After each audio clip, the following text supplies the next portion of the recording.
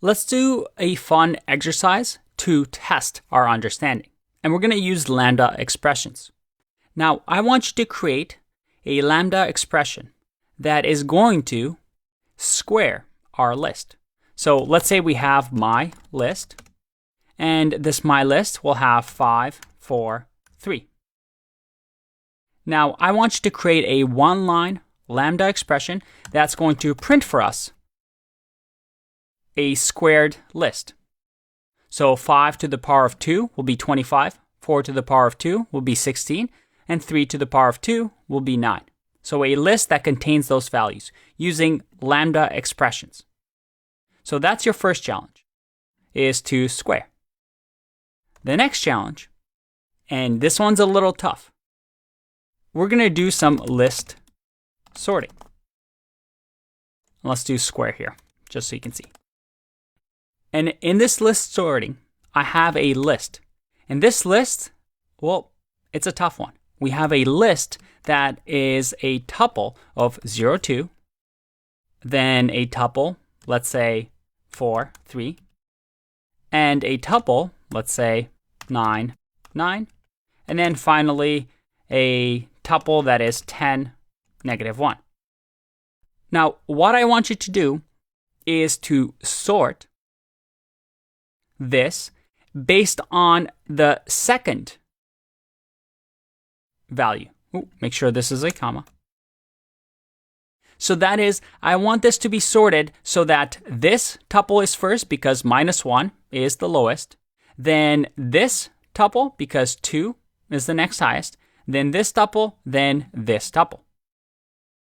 So how can you do that using lambda expressions? Now, this is a tough one, so if you don't get it, don't worry. Pause the video here, take your time, see if you can solve this. Otherwise, I'm going to get going with the answers. This one should be fairly easy to you, right? We can just simply do a map function. Or you know what, let's just say new list is going to equal a list that we're going to map over. And in here, nothing we haven't seen before, I'm going to say lambda number is going to be number to the power of 2. And the list that I'm going to give it will be the my list. If I run this, there you go. Nice and easy. Nice, easy one-liner. What about this one, though? This one's a little tough, and you really have to think about it. We've learned that we have the dot sort method, right? And the sort, actually, well, let's see what happens if I just sort like this. If I do print a dot sort and I click run, I get none because it modifies the list in place. So let's just print A after we have sorted it. If I click run, all right, it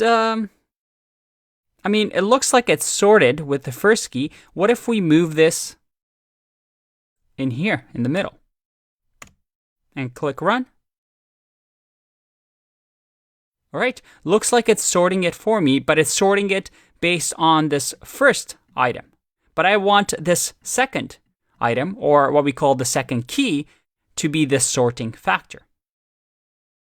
And if you see here, if we do sort, I have to give it a key. And we want the key to be 2. So how can we do that? Well, we can do something like this. We can say key is going to equal each one of the second keys. And we can use a lambda expression here. We can say lambda, so the default parameter would be lambda of x, and then simply say x1. Let's go over this. What I'm saying is, hey, I want you to run the sort function. And the key for the sort function, when I'm sorting through everything, is I want it to iterate over each item that I'm going to get. That is, x is going to be this tuple, and I want you to use the value which we're going to return, which is the second one. So the key is always going to be by the second item. Now, if we run this, look at that. We're able to sort by the second item. Now, if you didn't get this, don't worry. This is quite tough, and it's hard for you to get used to the syntax or know that sort worked in this way. But the goal is to show you that this is a common thing that you can do with Lambda functions in a way to make sure that you can sort with different keys. For example, this would work with a dictionary or another list inside of a list. This is a common way to adjust your sorting, and it's a pattern that you just have to remember. But it shows you the power of Lambda, where we don't really have to write these complicated functions.